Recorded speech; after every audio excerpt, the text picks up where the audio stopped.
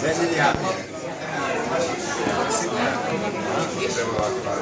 hello guys. Something different for a change. I'm actually going to be cracking jokes here.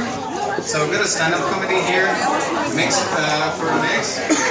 I've been doing it a few times here at different occasions, different days, and I hope that at some point I will level up and become a comedy superhero, and that's my superpower would be that outside of the club people will actually hear my joke. They would be just passing on the street and just like, oh, that was funny, okay, let's moving on. I'm gonna start by telling a few things that I like about villains and things I don't like so much. For example, I really do like that you basically have a freedom of wardrobe. Even if you're a big boss and you work in a big company, there could be a situation like, who is this junkie, like, who looks like a hobo? Oh, it's our CEO actually, you know, like, you gotta respect him. Like, and just wearing hoodie and sneakers and just walking around the office, just totally relaxed.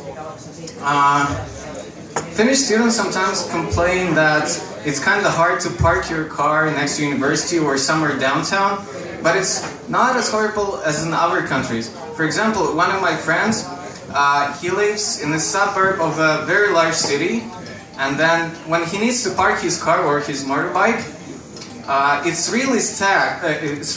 I'm really surprised by that, and I've been asking him, so how do you manage? Like, it seems like you can't get out of this passage at all. And he's like, you know what? Like, you park your car, you leave a note at the windshield with your phone number, so in the morning when you need to get out, like, you're blocked by 2 cars from each side, and you just call that number, and the person just comes downstairs and move his car. Like, that's so bizarre if you think about it, but I don't know, maybe I would prefer that rather than, like, in Italy. It would be just parking your car downtown and be like, oh, pardon me that, oh, I'm gonna bump this car a little bit and this one a little bit, and now I can park. So I don't know which one I would prefer more. What is it?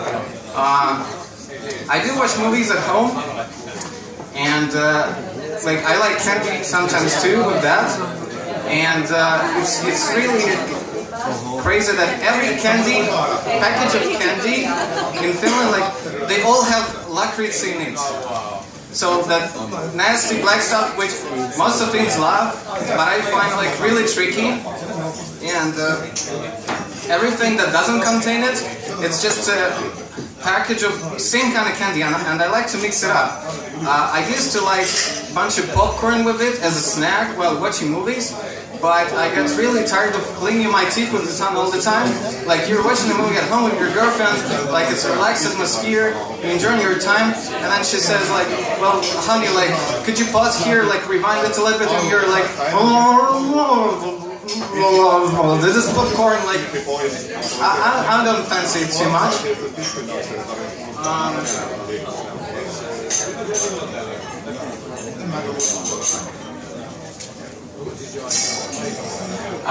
Recently, I just watched a bunch of people, like, shopping in Stockholm and at different other places. On one hand, it's really good that people buy their Christmas presents in advance, so that they don't leave everything till the last moment. And also, one benefit of that is that right before Christmas or right before New Year, at the rare shops which are still open, you can go there and there is almost nobody. So you feel like yourself like in a scene from Resident Evil or something, or from some horror movie. Like, literally nobody around there. And like, well, this is cool, like, I can shop, nobody gonna disturb you. This is like buying the entire hall in the cinema just for yourself, just, for example, to watch Star Wars premiere, like, freaking nobody. I just don't want any background noise. This is really cool, and you can do all your Christmas shopping or New Year shopping like this. It's amazing. Sometimes I wonder what kind of thing could be like if 2 persons who have university degree, what sex would be like. It will be this kind of conversation like, honey, do you need a bailout? And you would be like, no, honey, hell no, I'm too big to fail.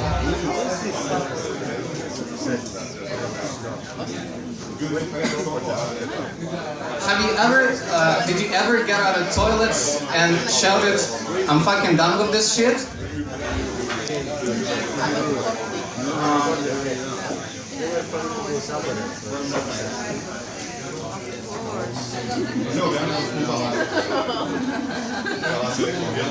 Technology is pretty crazy, and sometimes, let's say you have a laptop, you have a headset like earphones with it, and you plug all of this using a USB adapter, and one damn wrong movement, and your sound goes like.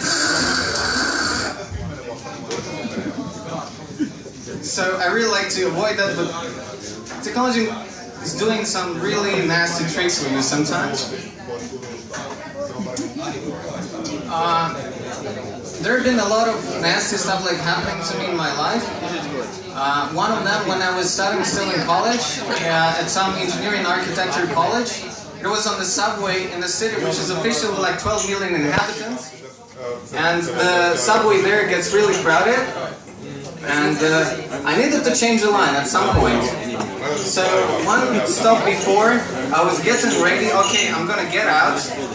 I was standing in front of the doors of the train, ready to get out, ready to change my line and move on. So, okay, we arrived at the station. I need to get out.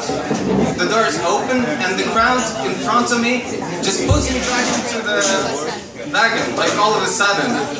So I had to change the line one station after that.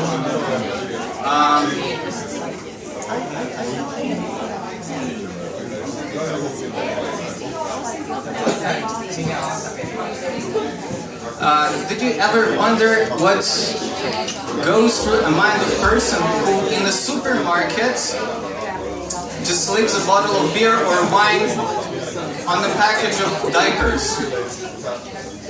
Like, what is the thought process? Like, okay, here's my wife, like, she made me a shopping list, like, what do I need to pick up?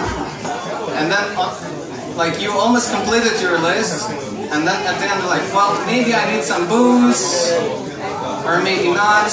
Okay, I'm just gonna leave it there, maybe not this time, otherwise she's just gonna strike my head with a pen at home.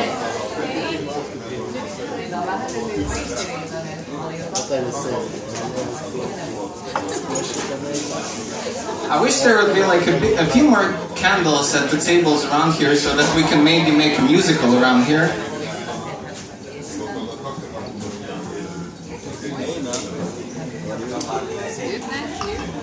Okay, funny story from Amsterdam. I was there for one weekend with a group of friends. I didn't know that I would go there until the very last time, the very last minute, and I didn't have a place to stay. So me and my friends on the Friday night went around downtown trying to find me a hotel or a hostel to stay at, and there was nothing.